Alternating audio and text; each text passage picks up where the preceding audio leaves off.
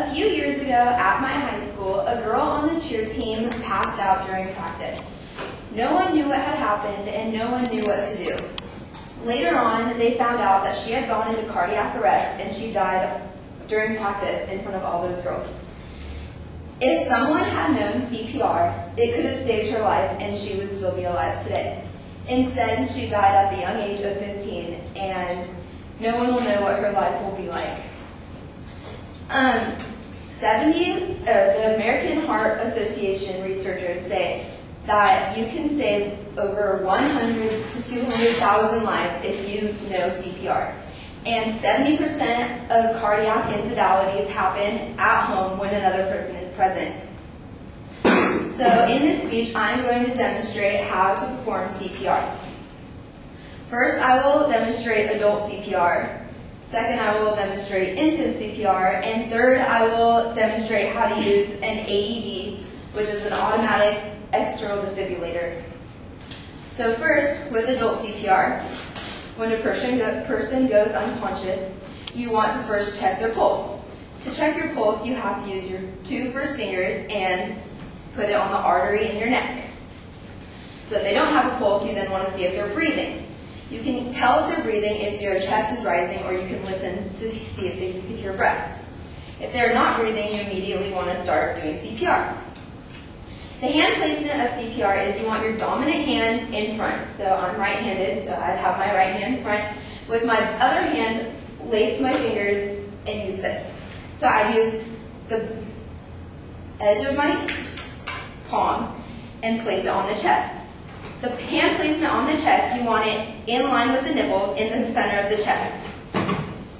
So when doing CPR, or doing the compressions, you want your arms really straight and tight the entire time. When doing compressions, this is a compression, you want to go at least 2 inches in depth into the chest. There are 2 different ways you can do CPR. You can do either 100 compressions per minute or 30 compressions and 2 breaths per minute. So 100 compressions per minute is kind of a lot, but I learned that if you sing the song Staying Alive while doing the compressions, it's the right timing.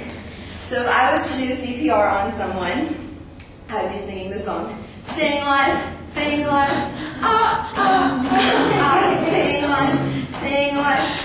And so that would be 100 compressions per minute. And if you want to do 30 compressions and 2 breaths, you would obviously have to do mouth-to-mouth with the person. The only way you would want to do mouth-to-mouth is if it's a family member or a friend. So to do mouth-to-mouth, you would do 30 compressions, and then you would plug the person's nose and tilt their head back with your left hand. And with your right hand, you would open their mouth. You want to take a deep breath because you want to fill their lungs with air. So you would give a breath, and their chest will rise. So you'll give 2 breaths, and then immediately start doing 30 compressions again. So that's adult CPR. Infant CPR is basically the same, except for it's a little less intense. So to make sure if a baby is conscious or not, you have to first flick the bottom of their foot, because it's really sensitive, and so if you flick it and they don't move, they're most likely unconscious. And then so after you flick it and they don't move, you then check their pulse to make sure they don't have a pulse. And then if they don't have a pulse, you need to immediately start performing CPR. With infant CPR, you don't use your whole arm and body force. You hold your hands underneath their body and put your thumbs in the middle of their chest like this. So you only want to go about 1 inch depth into their chest, and you just slightly push, but they're going to be laying down into their chest like this. With babies, you can do 100 compressions again per minute, or you do 15 compressions and 2 breaths. So if I had done 15 compressions, I would then give the baby 2 breaths. So So for a baby, you hold their head back with your left hand, and then you hold their mouth open with your right. You don't want to use a lot of breath for a baby because then you can fill up their lungs and that could be even worse for them. So you tilt their head back and hold their mouth open and just give 2 little breaths.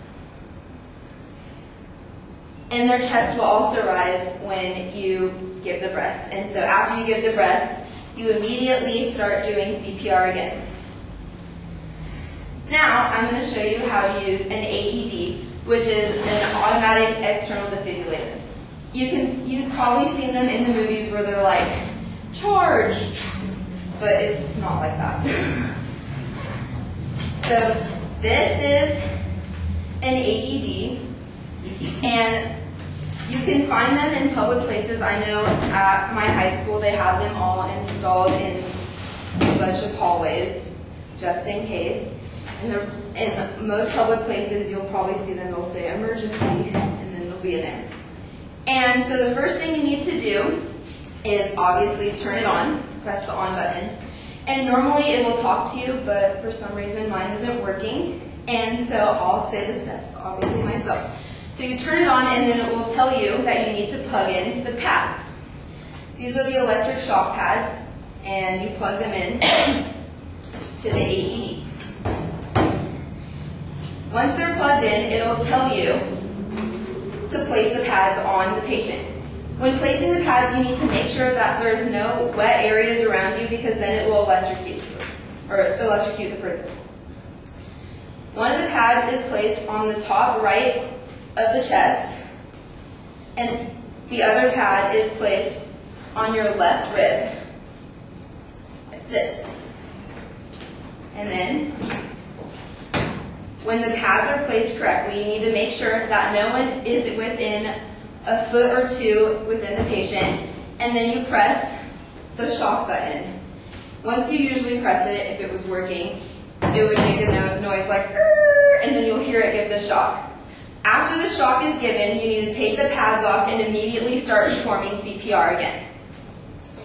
In this speech, I have demonstrated how to perform CPR. I taught you how to do adult CPR, infant CPR, and how to use an automatic external defibrillator.